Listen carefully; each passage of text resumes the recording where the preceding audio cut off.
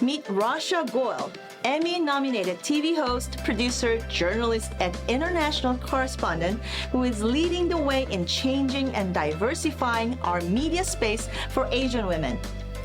Her engaging, witty personality and endless energy has even led her to interview top Hollywood celebrities and even host the red carpet event at the Golden Globes.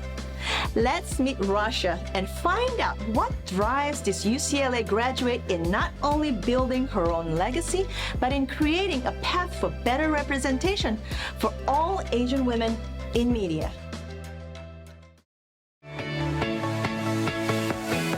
Co-host at the center of the carpet, Rasha Goel. Hey guys, thank you so much. I am so excited to be here. How do you book a role when you tell the producers and directors that you can't sing, you don't play the piano, and you might have some okay dance moves? I'm curious to know, when you make a decision like that, are you 100% confident that you'll be able to deliver on set, or is there ever a change of mind, or you might back out? Because most people might.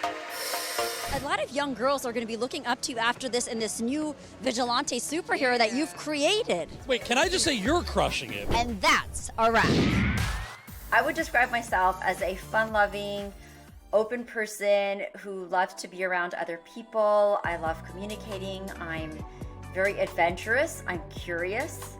And I love hearing about people's journeys and their stories and just really exploring life. I feel like there's so much life has to offer, and I want every day to be a new adventure in some capacity. And then I think growing up South Asian, I had to find a way of being that American kid that fit into the community and was able to integrate, at the same time coming home and balancing my Indian culture and understanding my roots and, learning the language. And of course, growing up in a South Asian household where your parents, really emphasize your education and success and things like that. So it was really trying to find that balance of being Indian and American. Each year, only a handful of short filmmakers have their dream. I always joke around and say I was probably born with a microphone. Even from a very young age, I loved being on stage. I loved performing, whether it was acting, whether it was dancing. I used to play the viola. I ended up being one of the first, actually the first South Asian American journalist, correspondent for one of the top South Asian networks that opened at that time called ZTV. And that allowed me to build I ended up doing news, but also covering Hollywood celebrities and Bollywood celebrities that would come to the US.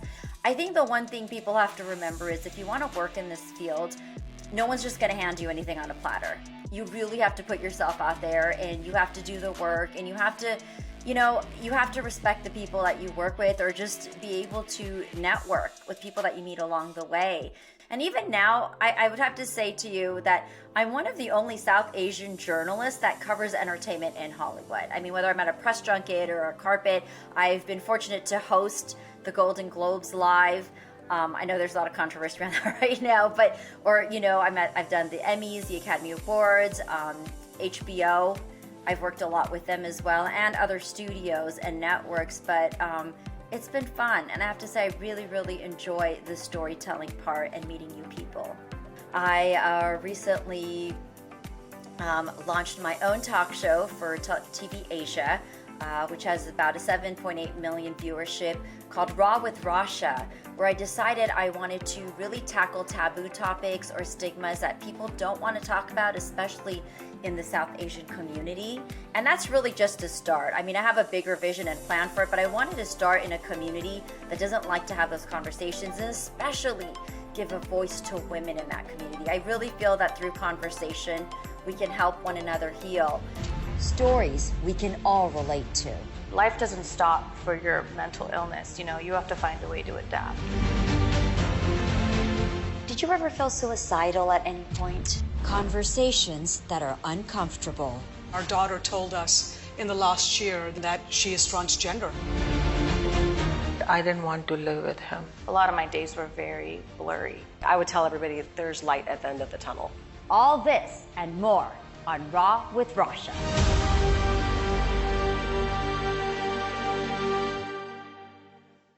I also do Star Talk, which is mostly celebrity interviews. So really covering, the latest film and television.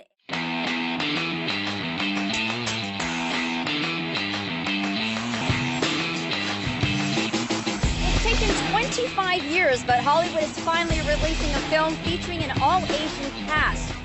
I'd like to share a quote by Maya Angelou that I use both personally and professionally in my life. And she says, "I've learned that people will forget what you said, people will forget what you did, but people will never forget how you made them feel."